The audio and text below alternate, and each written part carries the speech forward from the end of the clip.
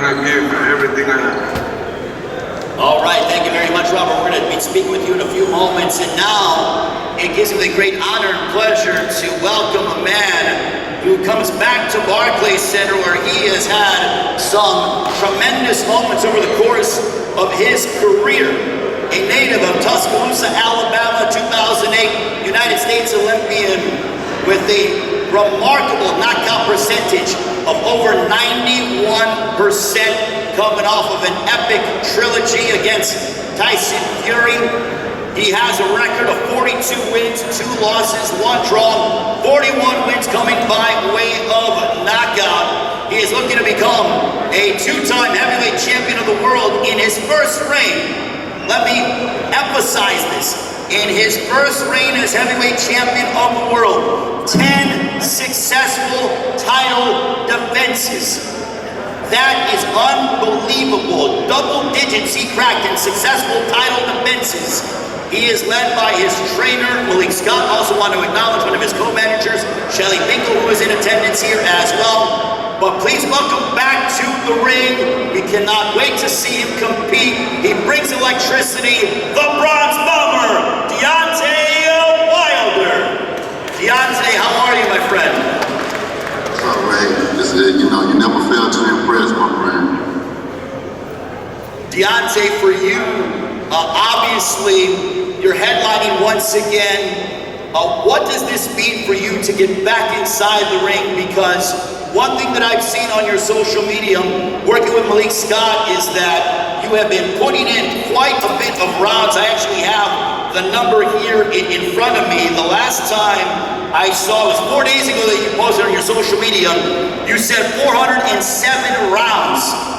Can you tell us about this, commitment that you have? Because I feel like you are in such a great place. Can you guys hear me clearly? Kid, what? Can you hear me clearly? Yes, I can hear you. I can hear you, Deontay. Okay, sounds good. Yeah, we done put in 407 rounds. It's been great, training has been great. When I got the call to come to train, to try to do something different, with me and Don House, I brought all the team to Vegas. I wanted to try something different. Sometimes you need to change something up to have fun, because when you're in a business and you do it for so long in the same routine, sometimes you can get bored. You know what I'm saying? So we just wanted to change up some things. We wanted to go longer rounds and see what happened. And I fell in love with the training. I fell in love with the multiples of hours upon the day of that we put in. And along with the night runs, when Monday, Wednesdays, and Fridays. So, it was great. We started out at 18 rounds to 21, 26, 28, and 30, and then 40. It could sound hardcore or a lot on your body, but when you're in shape and your body is up to par with everything medically, physically, and mentally, nothing is impossible. And throughout my whole career, I've tried to show men and women that we all are great. We all have greatness. Nothing is impossible. All you gotta do is put your time together and form your service into what you're doing and perfect it. And that's what we're doing. That's what I have done, and that's what we're doing even more so now. So it's been great. It's been great. My career has been great, and here I am again. For my second reign. It's an amazing feeling to see, going back and reminisce about all the years that how I got into it and to where I am now. It's been a pleasure. It's been an honor to meet some of the people and to go some of the places I have gone and just do the things that, he set a game plan and I executed that game plan inside and definitely outside of the ring. And I'm very proud of all of my accomplishments. And now all my accomplishments don't go in vain, because now I have all my accolades and accomplishments inside and outside of the ring have been set in stone within the statute. So, I can't ask for nothing more. I'm looking forward to October the 15th, share the ring with Robert. He's an amazing man. I highly respect Robert and his trainer Elvis. Every time they come down, it's like a brotherhood. You know, it's a connection that we have. Unfortunately, the business that we chose to participate in consists of us sometimes have to go against each other. Sometimes guys that come together, you know each other, love each other, have to come together and fight. And these are the times that we're in. But you know, make no mistake.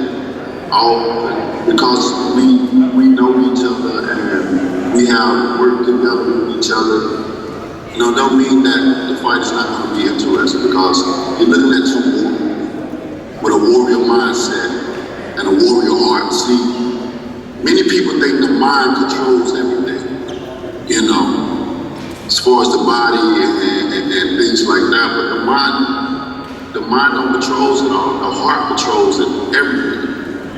The heart controls everything, because many times your mind tells you to give up, give in. It's too hard. Nobody cares. You ain't doing enough. And you'll give up. But that heart, you got a big heart. Your heart will tell you ain't gonna quit. You can't quit. You'll die. And you know, with that being there, me and Robert have big hearts. We got warrior hearts. We come in with the mindset of winning, with the heart set on we're not gonna leave this arena, you know, until something is done, until we're satisfied, until we have fed flesh, and we gave it all we've got. And as you know, every time I'm fighting, you're on the edge of the seat, because that's what I display. I display determination and the will to win and the heart. I abide by those words of being in the ring, giving it all I got, 110%. You know, until I'm on my crawling knees, that's the only way to get me out of there. And it's going to be an exciting fight. I'm looking forward to this fight. And man, coming back to Brooklyn at the Barclays Center, where some of my most devastating, my most electrifying, my most exciting knockouts have occurred, my most remarkable memories, you know, right there at the Barclays Center. So I'm looking forward to coming to New York and display my talent, you know, amongst the thousands going to be there at me that's going to be watching. It's going to be a major event, a great card, and a top main event that no one in the world want to miss. The Bronze Woman is back, baby. Robert Helenius is on a winning streak. He mean business, and he's looking to go places where he never have gone before. And now he has to face me, to go through me. And it's going to be an amazing fight, guys. And just stay tuned, baby. Deontay, because of the fact that you both know each other, there is such a level of respect between you and Helenius. But because you guys have been sparring together, and you know the kind of fighter he is and the kind of man that he is, does that excite you to train that much harder? Because you know you have to be at your best to defeat him, and he knows he has to be at his absolute best to try to defeat you on Saturday, October 15th on Fox Sports PBC pay-per-view. Most definitely. I got high respect for Robert. You know, I know what he's capable of doing. Like I said, I know where his heart is, you know, and I know that he's going to put it all on the line. He's coming to give his best, and I'm coming to do the same thing. So with that being said, it consists of more rounds, it consists of more time of training, it consists of a little bit more time of just going through the fundamentals and doing the right things. Because, this is a serious fight, you know. You know who's serious is who not, you know, who come to fight and who just come there for a payday. And this fight right here, it's gonna be an amazing fight. You know, you're looking at two warriors in the heavyweight division, and that's ready to put it all on the line. So yeah, you guys won't be upset, won't be mad with this fight. It's gonna be a hell of a fight, and I can't wait. October 15th is gonna be a special moment in time for us all. And I'm looking forward to it. Robert, for you, because you are familiar with Deontay Wilder, the Bronze Bomber, does that make you and give you extra extra added motivation to train harder because you realize the kind of world-class, former world champion opponent that will be standing across the ring from you, one of the most devastating punchers in the heavyweight division's history in Deontay Wilder. Does that make you put extra time in at the gym to prepare for battle on October 15th from Barclays Center here in Brooklyn? Of course, I'm gonna do everything in my power. We have been training since the last fight. I took 2 weeks off and have been training since then. I know what it takes to get at this level, and I promised so many times my fans in Finland to bring the World Championship belt back to Finland, and sometimes you have to go through some good people, and I'm gonna do everything in my power to do that, and of course I'm doing extra work every day, many hours in the gym. Deontay, every guy that has stepped inside the ring with you, every single one of them, they've been put on the canvas in the course of your career. Have you missed putting people away, knocking them out? You have been away from the ring for, it'll be just over a year. Your knockout percentage is over 91%. Have you missed competing as a prize fighter? To be honest, right now, I haven't missed it at all. You know, many times I've sat around this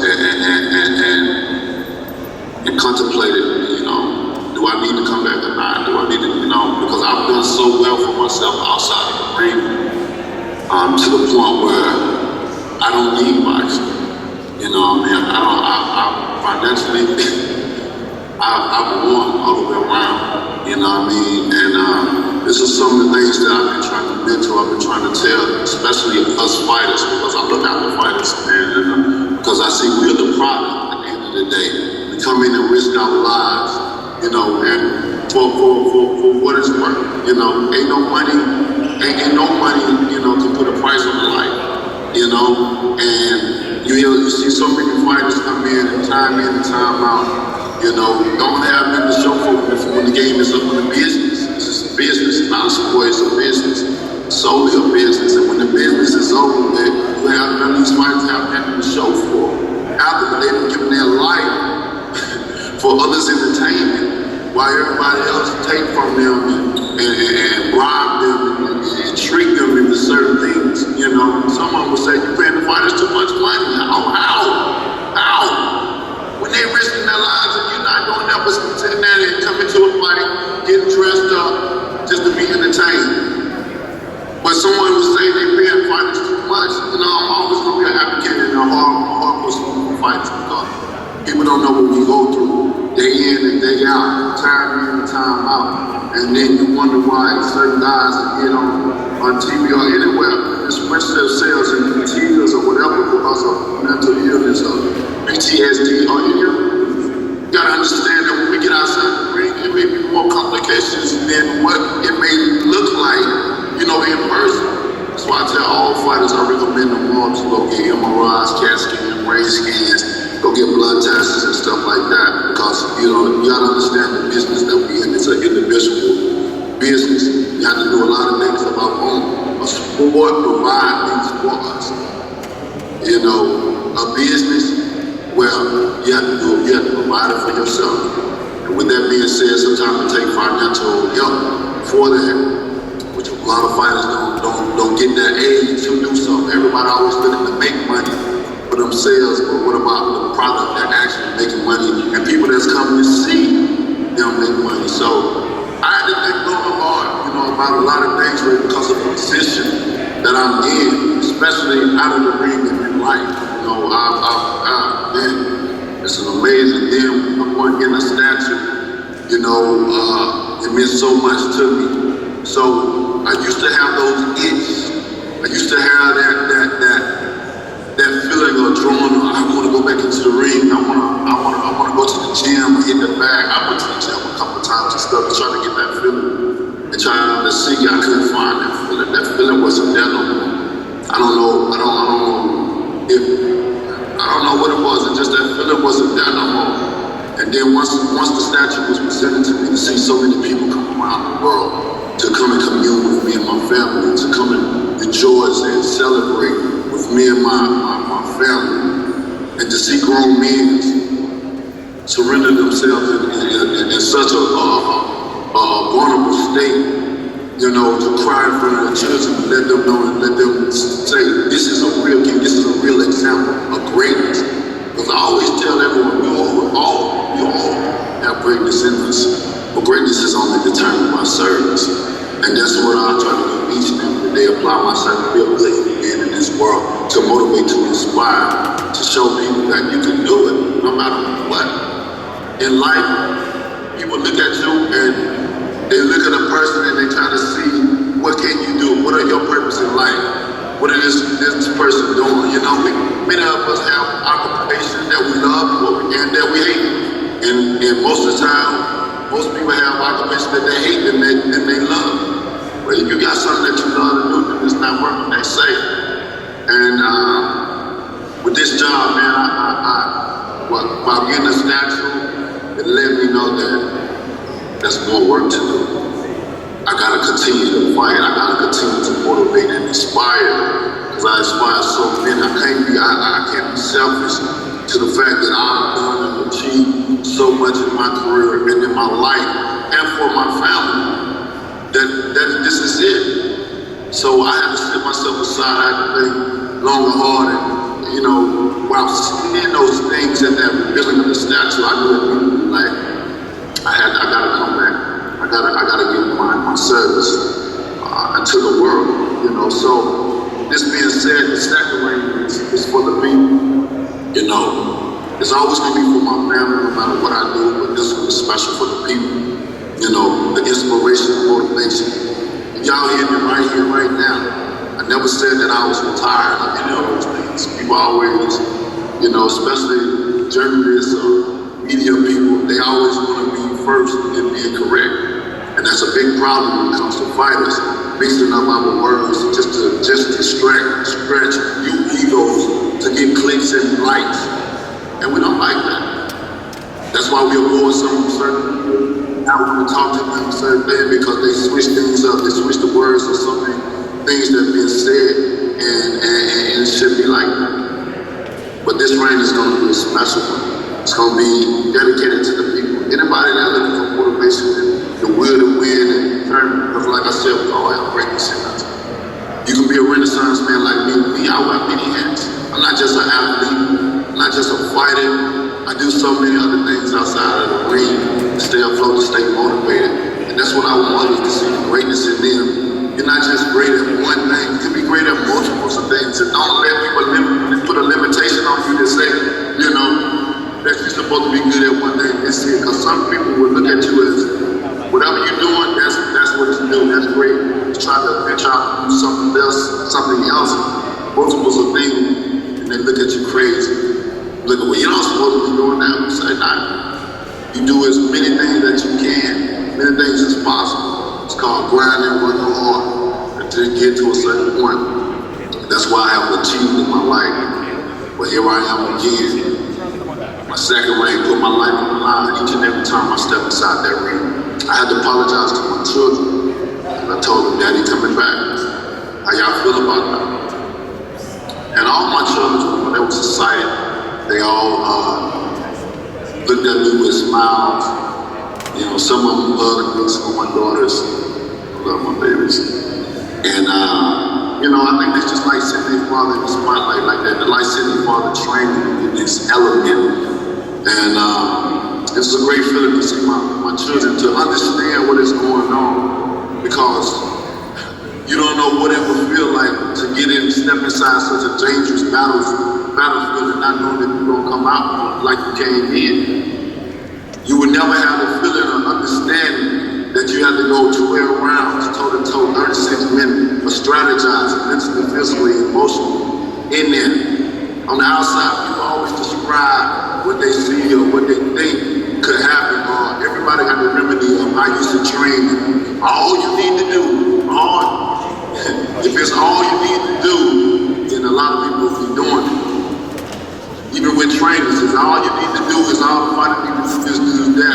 have more champions that you have trained. Some people have never trained anyone or never have even got to a championship level, but they have all the ability to tell you what it takes to win. You ain't got in that ring up before, you really don't know. You can only be on the outside of it.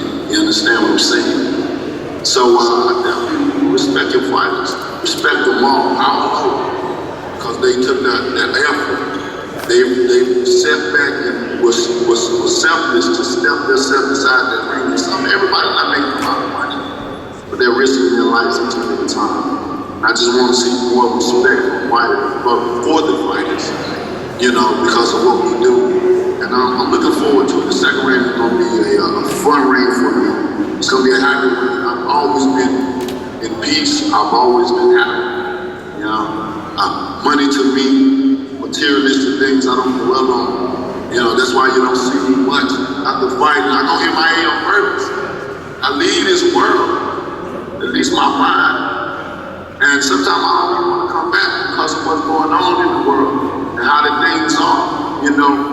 Place where I be in my head, man, I'm free.